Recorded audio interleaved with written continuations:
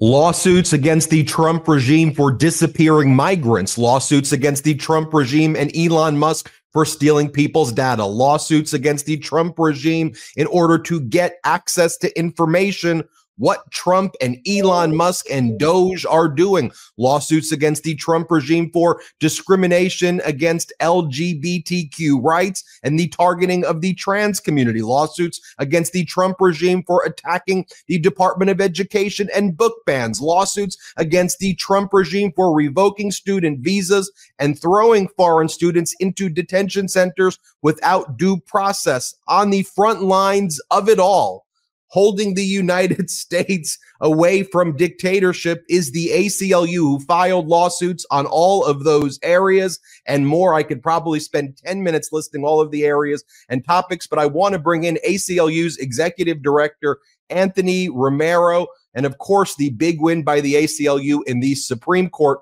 blocking the deportation of the second group of migrant victims that the Trump regime wanted to send to a concentration camp in El Salvador. And one of the points I just want to mention about that case that people don't know necessarily is how that ACLU legal team, they were calling the district court judge, they were calling the Court of Appeals, and the Trump regime was lying, and they were saying, trust us, bro, we're not going to do anything with those migrants, while they were loading the buses with the migrants. And your team, Anthony Romero, was calling the district court judge like, don't call me, ex parte communication. Your team's like, what are you talking about? This is an emergency. The Supreme Court listened. I just want to, on behalf of the millions of people who follow us here at the MeidasTouch Network, and I'm speaking for everybody who loves democracy, thank you for your work at the ACLU, Anthony Romero, Executive Director. It's my privilege, my pleasure. Yeah.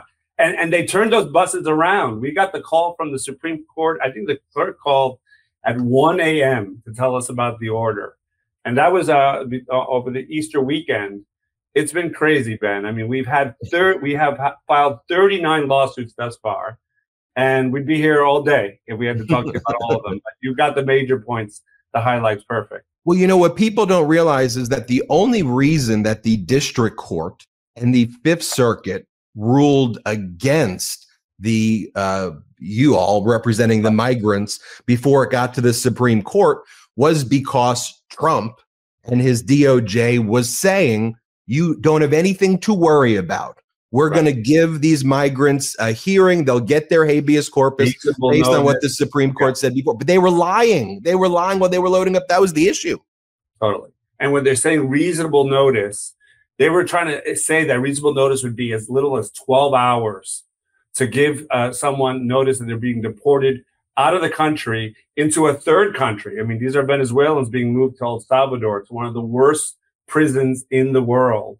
And the notice they were giving them were documents in English that they could not fully apprehend. So, I mean, that really is going to kind of, I think, stick in the craw of the Supreme Court. When they say reasonable notice, you can't say a paper that the person can't read within 12 hours and we just shuffle you out of the country into a third-party country and lock you up possibly for the rest of your life in the most dangerous prison in the Western Hemisphere. And that's saying a lot. Is really, I don't think it's going to fly.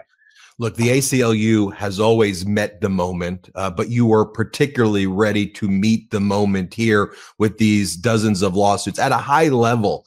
Can you, a lot of people after the election, they were saying, I don't know what to do. People were down, but that's when you all were building your team. You were preparing for this. Just maybe talk at a high level about the strategy to stop this. It's been about a year before the election, right? Because I don't know what's the future portends. But I know I'm overly neurotic and I prepare for the worst case.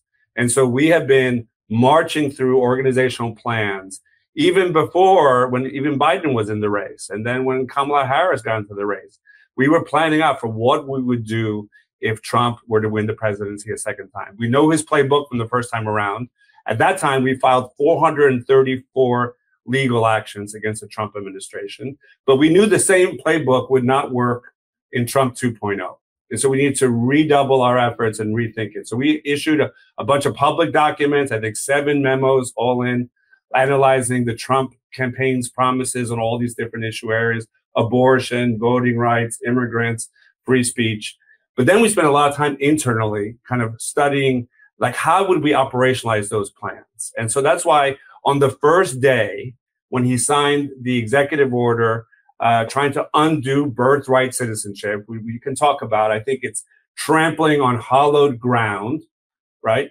But we were able to file our lawsuit first of any other organization or entity within 2 hours of him signing that executive order, because we had figured out the theories. We had figured out where we're going to file. We had identified clients, pregnant women, immigrants in the jurisdiction we wanted to file, whose kids would be born after the executive order would go into effect and whose kids would be stripped of U.S. citizenship. So we had kind of gamed it all out. And then so when we saw that the executive order was coming down the pike, we were ready to hit play. And that's been our playbook all throughout. I mean, even with the Alien Enemies Act, we had kind of mapped out a bunch of those issues. Now, some of this we're having to make up in real time because the facts are changing, the circumstances are changing, the rulings from the Supreme Court or the district courts require us to be nimble and to change our strategy as it evolves. But the level of, there were literally thousands of ACLU staff hours spent on a Trump strategy even before the election. And then after the president, we had to get even doubly more ready.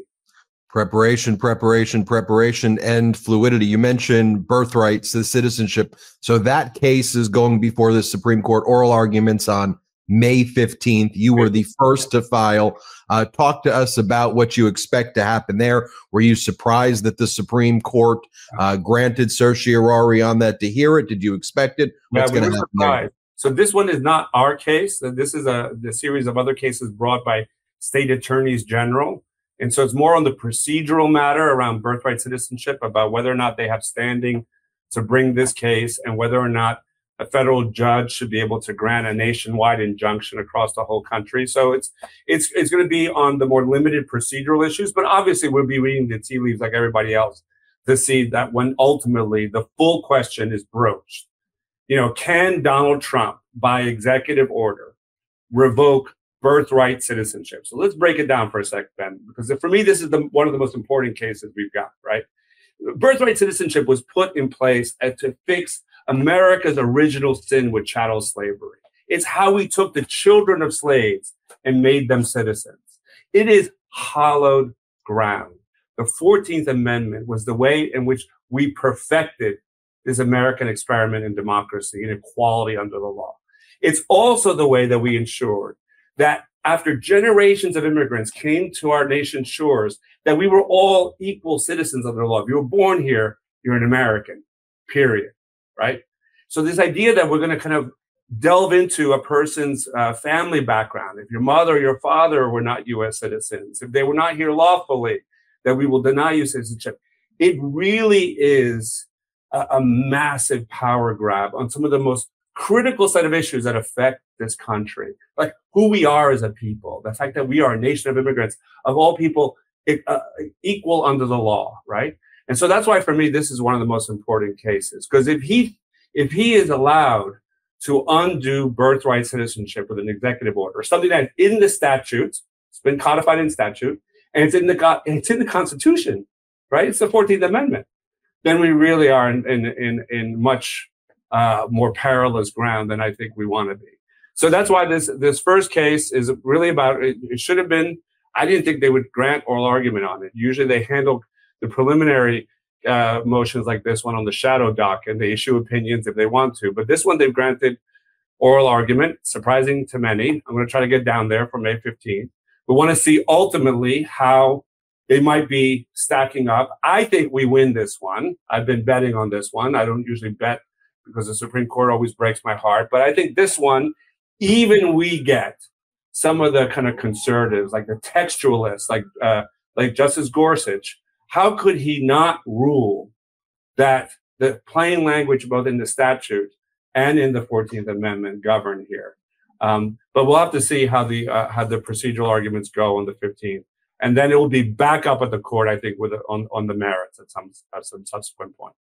The ACLU prepared a lot for what was going to happen in Trump 2.0. The fact that Elon Musk and Doge has played such a prominent role as a wrecking ball in a hostile takeover of the federal government, cruelly firing people with a glee of stripping people's dignity while stripping away essential services. The ACLU has been on the front line of many lawsuits there, and many lawsuits gathering the information which Musk and Trump want to avoid, just turning over what they're even doing and what in data they're gathering on people. Can you speak to the Musk factor and the ACLU's battle there? Sure. And here we played a role, but frankly, there have been other groups that have really carried more of the burden and pulled the sled more than even we have.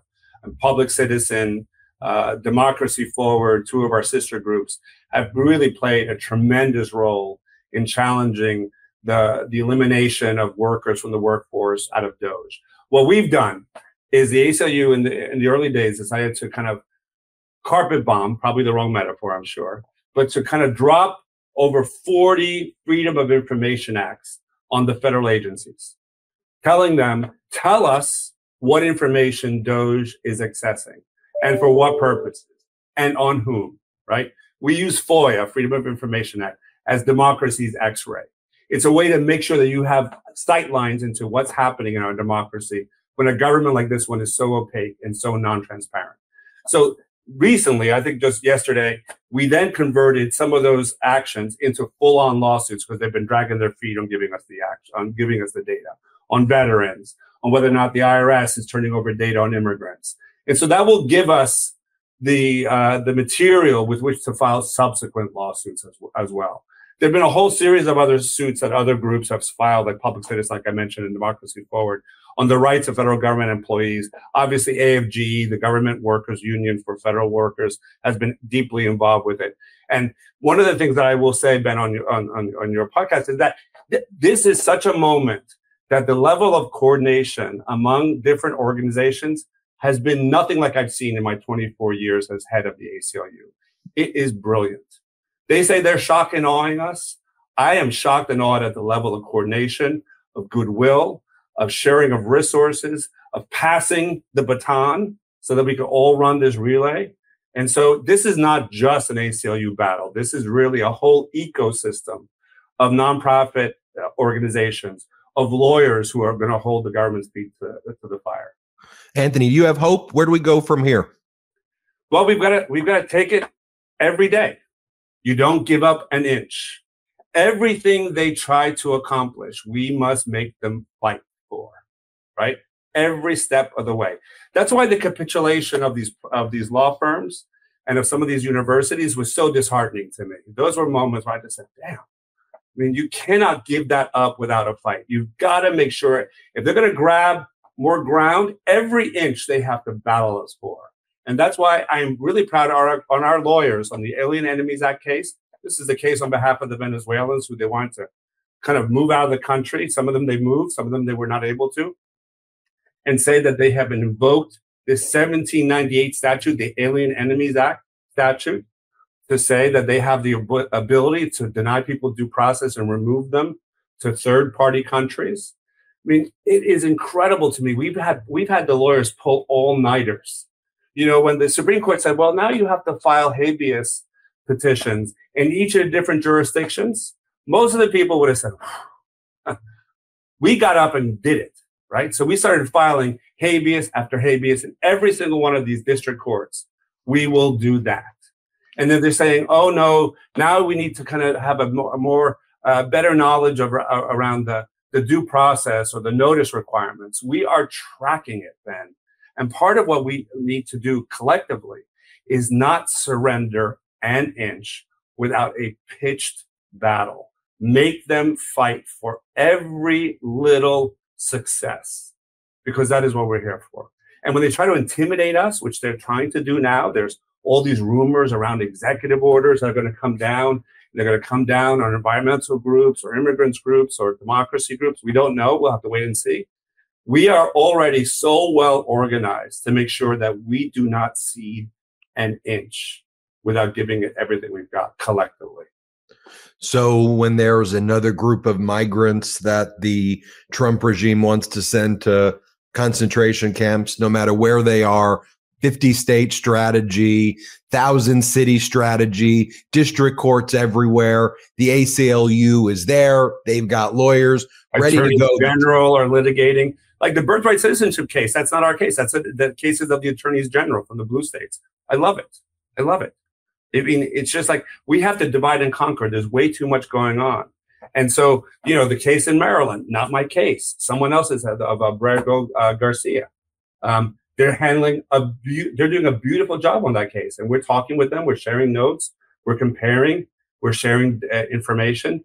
But I think this is one of those moments when you really have to kind of divide up the work. And especially if the executive orders that are anticipated are coming down, it'll be targeting kind of the weaker parts of the nonprofit ecosystem.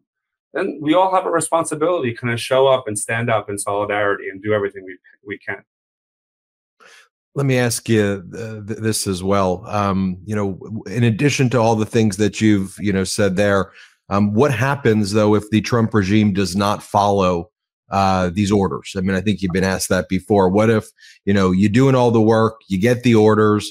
I mean, right now there's a 9-0 Supreme Court order that says facilitate the return of Abrego in the Maryland case. I know a different group handling that, but what happens if they just say, you know what, we're not following these orders? What do we do?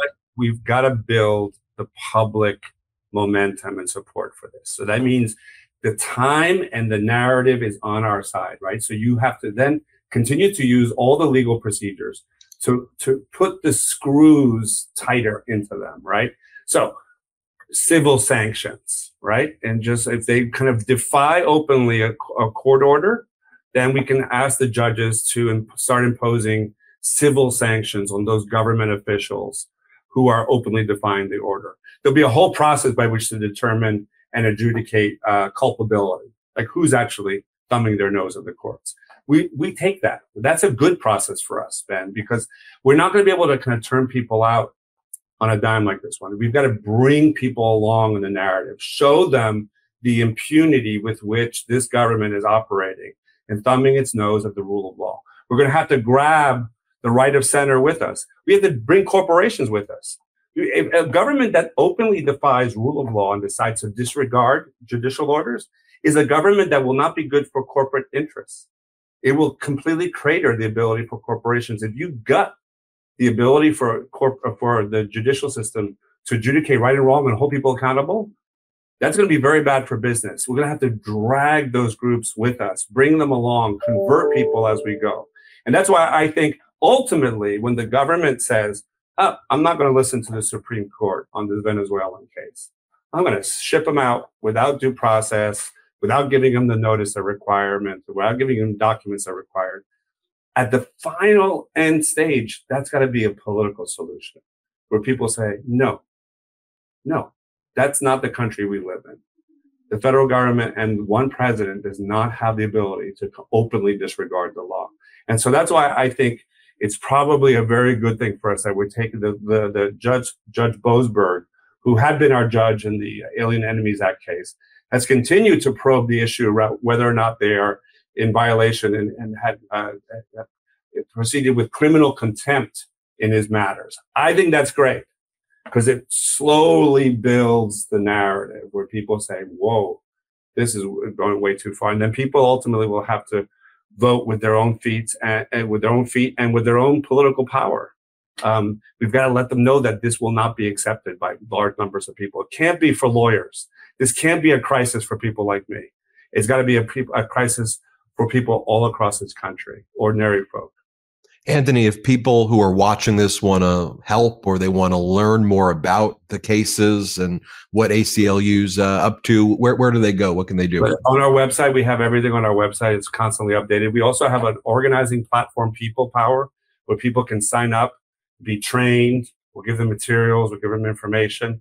I want to make sure that they sign up for multiple groups. I mean, there are other groups that are also doing really important work. This is not one-stop shopping, right? There's no way to save our democracy with one click of the button. So you got to sign up with Democracy Forward. You got to sign up with Public Citizen. There's a whole bunch of other groups. Planned Parenthood, especially as they find themselves in the crosshairs of being defunded. Critically important. We defend that institution. This is the time for people to really engage the organizations and the causes that matter most. If he goes after the environmental groups, oh my God, we've got a swarm, right? There's a whole discussion about whether or not they're going to go after the environmental groups because of their advocacy around climate justice. And, I think this is one of the things that the American people, I saw this in Trump 1.0. We had filed this lawsuit on family separation. Great lawsuit. We won in court. Where we really won was in the court of public opinion. When people said, oh no, you can't take kids away from their mothers as a way to kind of deter them from coming to this country. That's cruel. That's torture. And when people finally, from celebrities and artists and ordinary people, Laura Bush, right, former First Lady, not known for her activism, especially on social media, when they finally all came out, that's when they realized, oh, we've got to backtrack. And that's exactly what we've got to build for here. Anthony Romero, Executive Director of the ACLU, thanks for joining us, and we hope you come back to share updates on everything the ACLU is doing. Thank you, Ben. I love listening to you, so keep going. Thank you, everybody. Hit subscribe. Let's get to 5 million subscribers. Can't get enough Meidas? Check out the Meidas Plus Substack for ad-free articles, reports, podcasts, daily recaps from Ron Filipkowski, and more. Sign up for free now at MeidasPlus.com.